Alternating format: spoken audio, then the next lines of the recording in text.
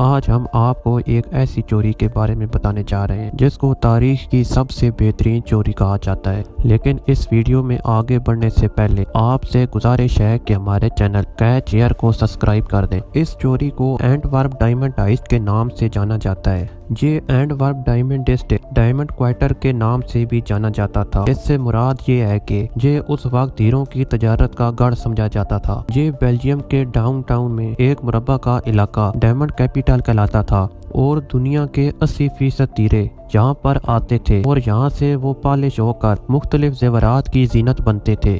2017 में इस एक मुरब्बा के इलाके में तकरीबन 1600 से ज्यादा ताजिर काम करते थे और इसके साथ साथ जहां पर 30,000 से ज्यादा मुलाजमीन भी काम करते थे। इनमें से अक्सर मुलाजमीन एंटवर्प वर्ल्ड डायमंड सेंटर में काम करते थे। यह डायमंड सेंटर उस वक्त हीरों का गढ़ कहलाया जाता था और यहाँ पर ताजिर आके हीरों की खरीदो फरोख्त किया करते थे और इस इमारत में ताजिर अपने हीरा जमा कराते थे। इस इमारत के अंदर $100 मिलियन से ज्यादा की मालियत के हीरे और जवाहरात रखे हुए थे, तो इस वजह से इसकी सिक्योरिटी में भी किसी किस्म की रियायत नहीं रखी गई थी।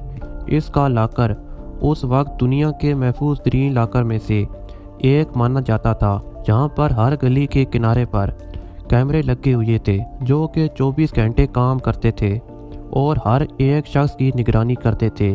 अगर इन कैमरों में किसी की मशकूक हरकत नजर आए तो सिर्फ एक बटन की देर होती थी कि ज़मीन से स्टील बैरियर निकल पड़ते थे और वो इस इमारत के साथ तमाम रोड्स को ब्लॉक कर देते थे और इसके बाद वहाँ फौरन सिक्योरिटी आके मामलात को संभाल लेती थी और फिर यहाँ से कोई गाड़ी भी हरकत नहीं कर सकती थी।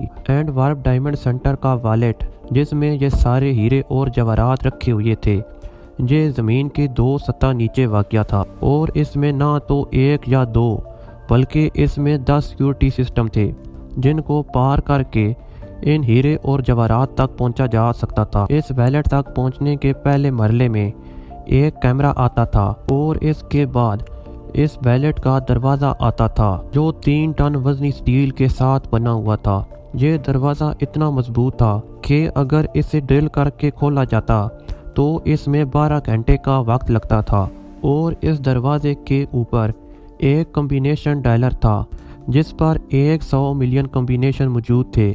इसका मतलब है कि बगैर कोड हासिल किए इसको खोलना तकरीबन नामुमकिन था।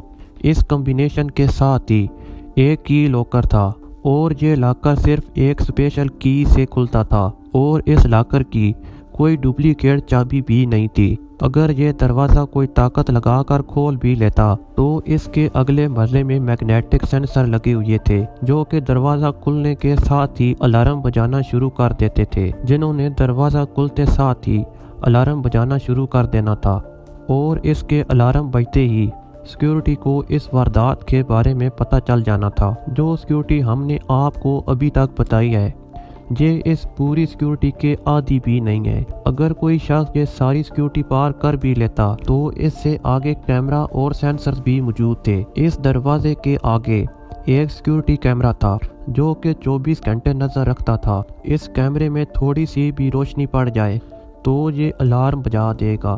इसके अलावा यहाँ पर एक हीट सेंसर भी था जो इंसान के अंदर मौजूद होने को सेंस कर लेता था और इसके सिग्नल सिक्योरिटी रूम तक भेज देता था।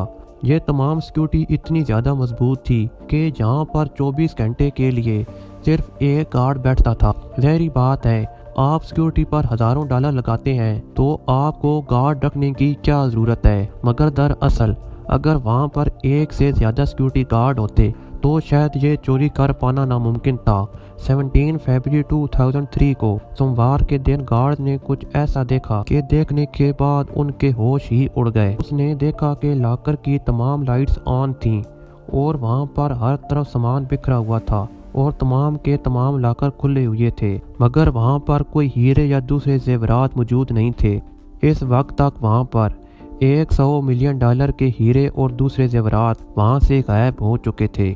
पुलिस ने कुछ दिनों तक बहुत तहकीकात की, मगर आखिरकार वो भी सर पकड़ कर बैठ गए क्योंकि उनके हाथ कोई भी सबूत नहीं लगा।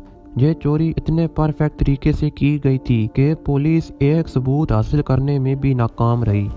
ना उनके पास कोई सिक्योरिटी फुटेज थी और ना ही कोई ऐसा सबूत था जिनके जरिए पुलिस इनको तलाश कर सकती थी। ये चोरी जो शख्स हेड कर रहा था इसका नाम लिनार्डो नोटारबारटोलो था और ये शख्स पेशावर चोर था। ये शख्स अपनी छोटी उम्र से ही चोरियां करते आ रहा था, इसलिए वो इस काम में माहिर था।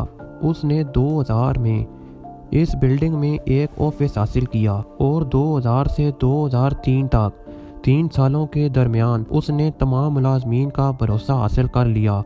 उसने वहां पर अपनी शनाख्त इटालियन डायमंड ट्रेडर के नाम से की। इसके बाद इसका वॉलेट के अंदर बाहर आना जाना लगा रहा और वो यहाँ से मालूमात इकट्ठी करता रहा। वॉलेट के अंदर कोई फोटो या वीडियो बनाने की इजाज़त नहीं थी, मगर लिनार्डो जब वॉलेट के अंदर दाखिल होता तो उसकी पॉकेट में एक पेन होता था जिस पर एक खुफिया कैमरा लगा होता था, जिसके ज़रिए वो वॉलेट के अंदर की तमाम फुटेज रिकॉर्ड कर लेता था। वहाँ पर इसका रोज़ाना की बुनियादों पर आना जाना होता था, इसलिए उस पर कोई शक भी नहीं करता था। वहाँ पर उसकी पहचान एक जेंटलमैन बिजनेसमैन की तरह थी। एक दिन वो वॉलेट के बाहर छत पर किसी तरह से कैमरा लगाने में कामयाब हो गया। इसके जरिए उसने वॉलेट के कोड का तयन कर लिया। इसके बाद उसने कई दिनों की मेहनत के बाद वॉलेट के दरवाजे पर लगे हुए कॉम्बिनेशन कोड का कोड हासिल कर लिया। इस कैमरे की प्रोग्रामिंग इस तरह की गई थी कि तमाम का तमाम डाटा रोनाल्डो को मिल रहा था। कुछ अरसे के बाद इसके पास काफ़ी हद तक डाटा इकट्ठा हो चुका था और इसने चोरी के लिए प्लानिंग शुरू कर दी थी। कई महीनों की प्लानिंग के बाद जब उसने चोरी करनी थी तो वो इमारत में एक डायलर के जरिए दाखिल हुआ जिसका कोड उसके पास मौजूद था। के बाद अगले मरले में वहाँ पर एक थर्मल सेंसर लगा हुआ था।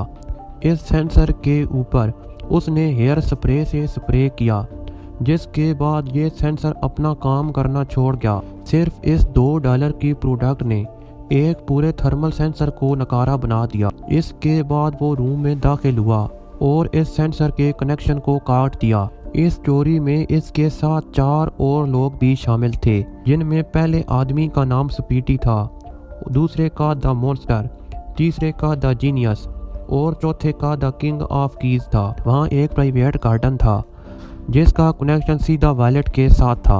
रोनाल्डो की टीम के बाकी 4 खिलाड़ी इस गार्डन के जरिए इस इमारत में दाखिल हो गए।